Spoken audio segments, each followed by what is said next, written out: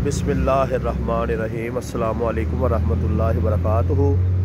नाज़रीन असी इस वेले मौजूद हाँ मेन शरकपुर शरीफ लाहौर जड़ाला रोड ते तुहानू कुछ विखाना चाहने कि यह सर्विस रोड है और रोड के नाल यह जिहड़ी जगह सी अपना बन तो लैके ते वड्डे अड्डे तक जिहड़ा है इत्थे खुदाई करके रोड नू तोड़ के ते गैस पाइपलाइन जिहड़ा वो पाई गई सी।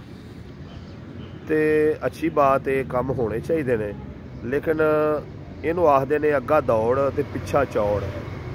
बई फटाफट तख्तियां लाई जो, हार पाई जो, इफ्ताह की जो, ना चमकाई जो, ठीक है जी। तो अवामी मसाइल जोड़ा वो जान जहन्नम विच। तुसीं यह वेखो कि ये कोई जिहड़ी खुदाई हुई सी ये कोई 2-2.5 फुट जिहड़ा ना चौड़ी जगह बनती है और बन तो लैके ते वड्डे अड्डे तक खुदाई की गई सी और यह सर्विस रोड बनया है, ठीक है जी। अच्छा जी, हुण मसला की है?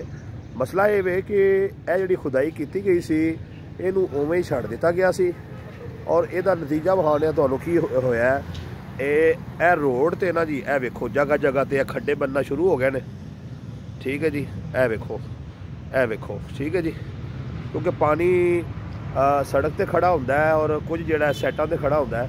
हुण इस साइड ते जिहड़ा वेखो सारा पानी खड़ा हो रहा जी।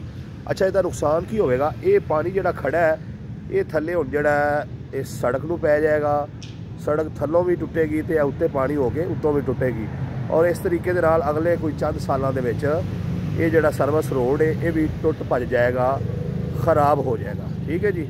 तो मियाँ साहब जे कोई गैस का पैप तुसीं पाया है, तुहाडी मेहरबानी, तुसीं अच्छा काम कीता है, लेकिन कम अज़ कम जिहड़ा खुदाई कराई जे, खुदा दा वास्ता जे, इत्थे कोई अपना इनू अस्ते तरीके दे नाल मिट्टी शिट्टी पवा के पूरन तो बाद जिहड़ा है इहदे ते कटाई करवा के पहले तड़ा सड़क पवाई जाए। ये इनकी जिहड़ा टुश टांगा मरम्मत जिहड़ा किन्ने करवाना है? सिर्फ बिल बनाया तो अपना जिहड़ा निज़ाम चलाया तो अल्लाह अल्लाह दे खैरी सल्ला। खुदा दा वास्ता जे ये जिहड़ा रोड जिंदी भन तोड़ की सा जे ये रोड नूं बनवा दिओ।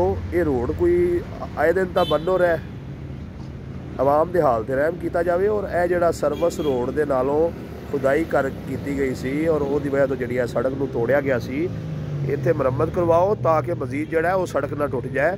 अगर यही सूरत हाल रही तो पानी खड़ा हो के पानी ने उछल के सड़क ते जाना है और सड़क ने टुटना है और ये अगले चंद सालों बाद जिहड़ा सड़क तबाह हो जानी।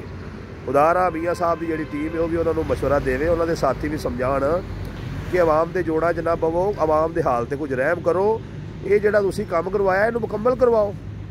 अगर ये काम तुसीं मुकम्मल नहीं सी करवा सकते तो शुरू ही ना करवा दे, तो जे शुरू करवाया है तो हुण पै नूं भी जिहड़ा 2 महीने हो चले ने, तो ये जिहड़ा ना इस मसले नूं फौरी तौर पर हल करवाओ, ये पैप पाओ तो ये जिहड़ा ना ये छोटी जी जिहड़ी गलती है ये आने वाले दिन गलतान बन सकता है और ये सर्विस रोड मुकम्मल तबाह हो जाएगा।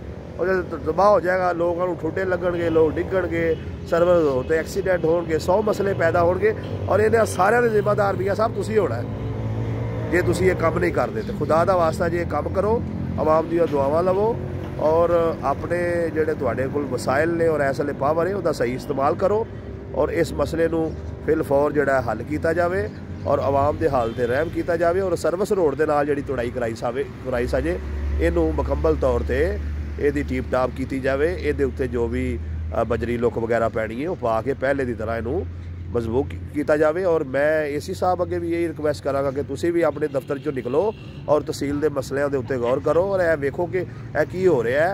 ये इस मसले के अंदर जो कोई गबला हो गया, कोई लुटमार हो गई है, उसका एक्शन लवो और इस सारे मसले के जिहड़ा गौर फिक्र करके कोई अवामी काम करो, आवाम का मसला हल करो और इस रोड को बेहतर बनाया जाए ताकि ये जिहड़ा रोज़ रोज़ का रोड बन हो रहा है तो ये काम हो जाएगा। तो यकीनन एसी साहब लोग तुहानू भी दुआवां देंगे, अच्छे लफ्ज़ों नाल याद करेंगे।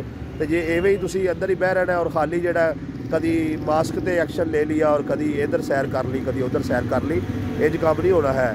खादा भी मसला हल करो तो बाहर निकल के आवाम के मसाइल नूं हल करो और यह जिहड़ा रोड है इहदा भी एक्शन लवो और इस मसले नूं भी हल करो ताकि आवाम जिहड़ा उन्हां नूं कोई सहूलतां मिलन और आवाम तुहाडे हक च भी दुआवां करे।